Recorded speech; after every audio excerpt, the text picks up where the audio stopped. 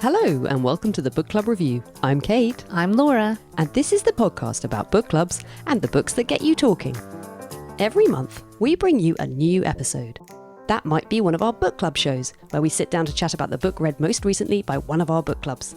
Or there are our close-up shows, where we sit down to interview book clubs, bookshop owners and book lovers of all stripes. Highlights include discovering why broadcaster and author Simon Sharma has read War and Peace 5 times, learning why Jilly Cooper is the Jane Austen of our time, and sitting down with Seb Amina, editor of The Happy Reader, a unique book club in magazine form. There are also our regular bookshelf episodes in which we chat about the books we're reading outside of book club, the ones we get to pick and choose. You can find our backlist of over 50 episodes on iTunes or wherever you get your podcasts. But for now, if you're wondering what to read for your next book club, here's our top 10 recommended reads we think are guaranteed to spark debate. So, here goes. Number 1. Educated by Tara Westover. This book is top of the list because it has all the elements you need for a great book club discussion. It was even our book club book of the year in 2018. A memoir by Tara Westover, Educated tells the story of her childhood growing up on a remote mountain in Idaho, separate and isolated from the rest of the world due to her father's survivalist beliefs. Despite having no formal education until the age of 18, 10 short years later, Tara finds herself a postgraduate scholar at Cambridge University. Her journey to get there makes for a beautifully written, moving, and ultimately inspiring story of someone who realized her own true potential despite every obstacle. It's been a bestseller in the US and over here in the UK, so it's not exactly off the radar, but if you've been looking for an excuse to pick it up, look no further. It's a great one to discuss. Laura, your book club read that one, didn't they? Yeah, and we loved it, and that's why, it's proven. It made for a fantastic discussion. We're all slightly in awe of Tara Westover. She lives in London now, and I'm always kind of wondering if I could spot her on the street. I remember it as a great read. Okay, number 2, Putney by Sofka Zinovieff. Sometimes what you need for book club is a bit of controversy, and this book has that in spades. It tells the story of Daphne, who as an adult is reflecting back on a sexual relationship she had with one of her father's friends, Ralph, that began when she was just 13. At the time, Daphne believed what Ralph told her, that theirs was a special relationship, that it was love. It's only years later, as a middle-aged woman with a young daughter of her own, that Daphne starts to explore the idea that their relationship was abusive, that Ralph was a predator who took advantage of her. What's impressive about this novel is the perspective Litvinov brings to all the points of view. As a reader, you always see things from both sides, and it's fascinating to examine your own reactions to events as you read. And then to discuss them. This is definitely a book that will divide people.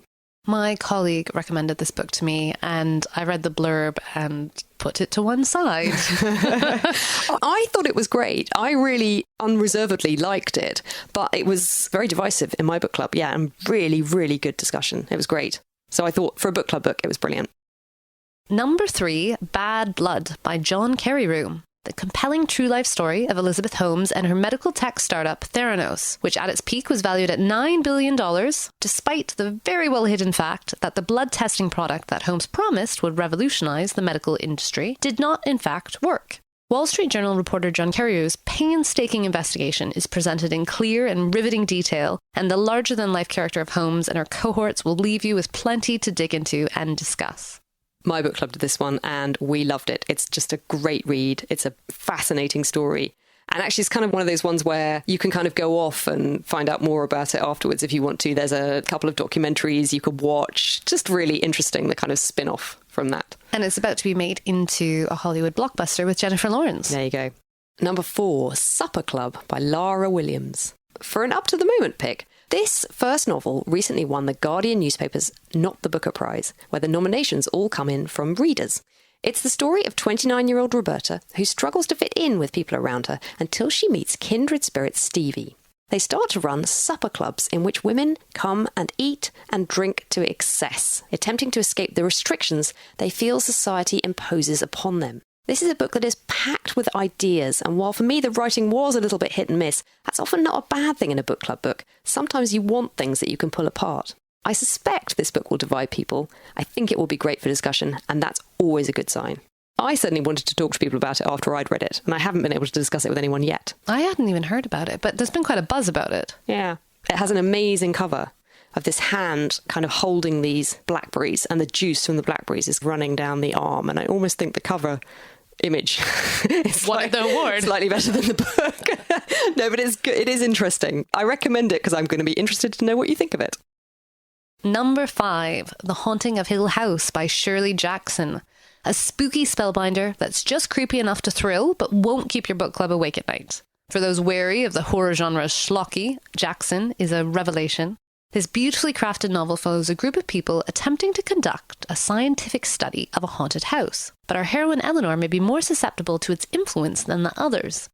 The quality of the writing, the sustained sense of atmosphere, the psychological insight, the humour, the scares, this book has it all, and it will thrill your book club, not least because you'll be discovering a writer you may have overlooked. Shirley Jackson is incredible. Yeah, this was recommended to us by Andy of the Horror Book Club when he came on the show. I think he's read it. Hasn't he read it like sort of 7 times or something like that? But I can see why. Yeah, I could easily imagine reading this 7 times. It's a really wonderful book. And my book club adored it.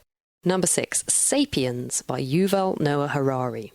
This is a history of humankind that is beautifully written.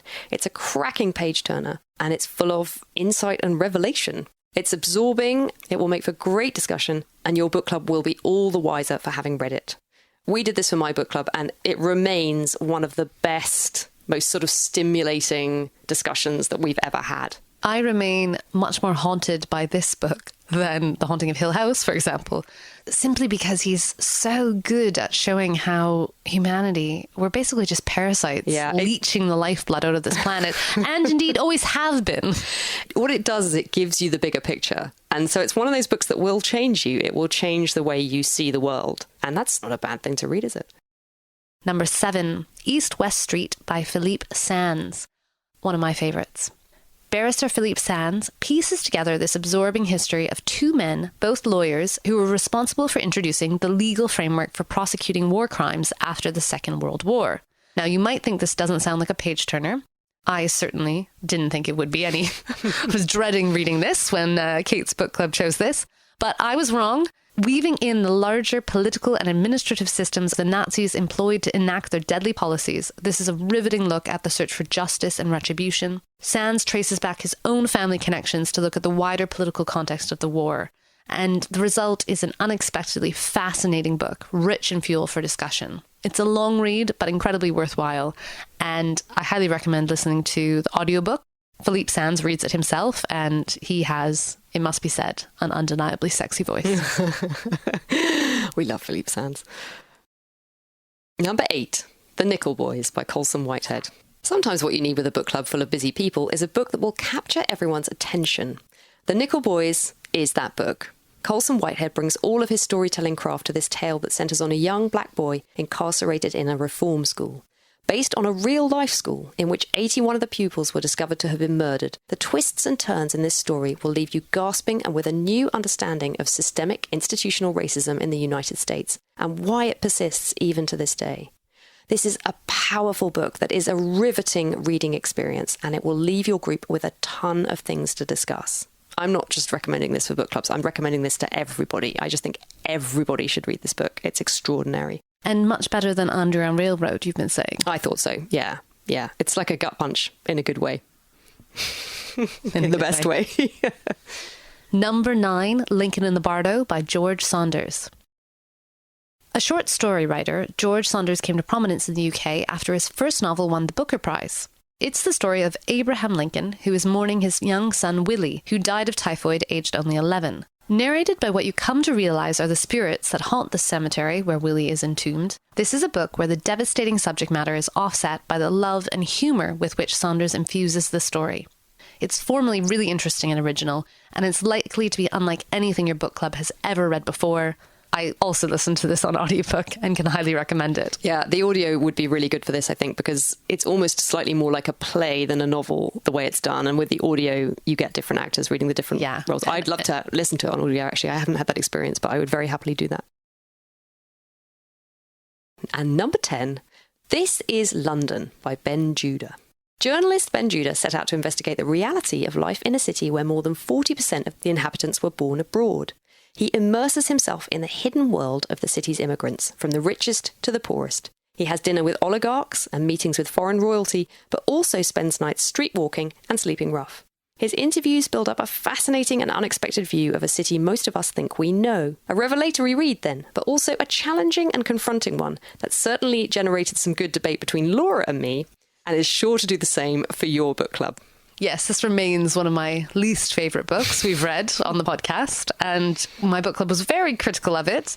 But for whatever reason, it is our most downloaded episode ever, listeners. So there must be something to it. And so it makes the list. He's doing a follow-up, I believe, called This is Paris. About which he probably knows nothing. And is just going to parachute into another city and make huge sweeping statements about what it is like. No spoilers there, folks. So there you have it. If you want to hear more, check our show notes for listings of the episodes where you'll hear our full reviews and book club debates on many of the books in that top 10. If you're thinking of starting your own book club, or want some inspiration for one you're in already, do check out our special episode, How to Start and Run a Flourishing Book Club. It's packed full of inspiration. So whether you're interested in discussing your books out in the fresh air, like the Walking Book Group of Hampstead Heath, tackling a literary masterpiece like the Proust Book Club of Paris, or exploring a particular genre such as London's Horror Book Club, listen in to hear all about it. You'll find that show on our podcast feed, episode number 59.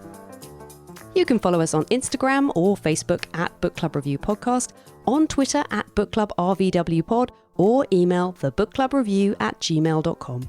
And if you've enjoyed the show, why not subscribe to us on iTunes or wherever you get your podcasts. But for now, thanks for listening and happy reading.